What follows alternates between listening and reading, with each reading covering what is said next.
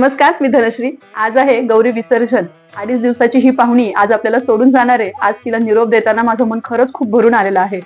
सर्वांसाठीच खूप भावुक दिवस असतो हा। आधी तर बाप्पा यायची लगबग, त्याच्यानंतर गौरी आगमन, गौरी पूजन आणि आज गौरी विसर्जन। आज हे गौरी विसर्जन आम्ही कसं करतो हे आज तुमच्याशी शेअर करणार आहे। आमचा बाप्पा देखील आजच विसर्जित होतो।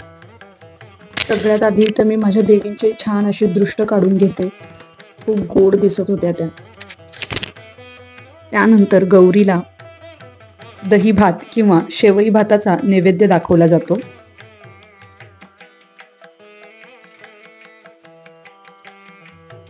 नंतर दोरे घेतले जातात।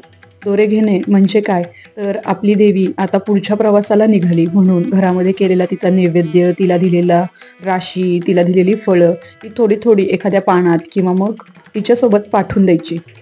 यालाच पूर्वी दोरे घेणे म्हणायचे। प्रत्येक गौरीचे 5 म्हणजे असे 10 दोरे आम्ही घेतो। त्या प्रत्येक दोऱ्याला 5 पदर घ्यायला लागतात आणि त्याच्यामध्ये शिदा म्हणून 5 पदार्थ किंवा 7 पदार्थ भरले जातात। त्याच्यामध्ये हळदी कुंकू देखील भरले जाते।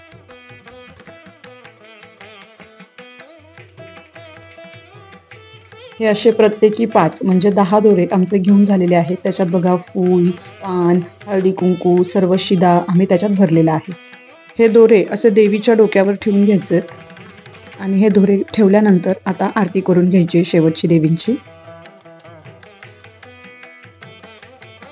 आरती करण्याआधी काही सवासणी आल्या होत्या माझ्या गौरी बघण्यासाठी, त्यांना मी हळदी कुंकू केले। आता आम्ही आरती करून घेतोय। आधी गणपतीची, मग दुर्गे दुर्गट भारी आणि मग लवलाती विक्राळी म्हणजे शंकरांची आरती आम्ही करून घेतो।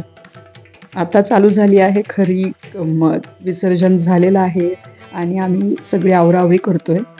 आवराआवरी म्हणजे बापरे, हे बघा मी असे सगळे काढून घेतले। मी तुम्हाला आज दाखवते की मी माझ्या गौरींचे जे हात पाय जे आहेत, पूर्ण शरीर आहे, हे कसं ठेवते। हे बघा असं पेपरमध्ये व्यवस्थित ते गुंडाळायचं आणि त्याला मास्किंग टेपने चिटकून टाकायचं। पेपर मी यासाठी लावते कारण वर्षभर त्याच्यावर धूळ बसत नाही। आता देवीचं जे मी शरीर आहे ते असं पेपरमध्ये गुंडाळून घेते व्यवस्थित आणि त्याला देखील मास्किंग टेप लावून टाकते।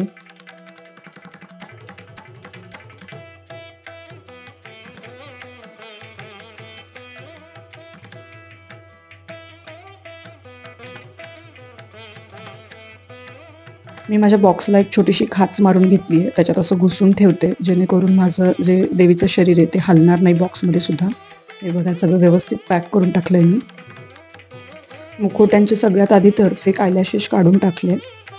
देवीच्या मुखवट्यांना मी मग असा एक स्पंज घालून घेते जेणेकरून माझ्या देवीचं स्पेशली नाक हे खराब होऊ नये।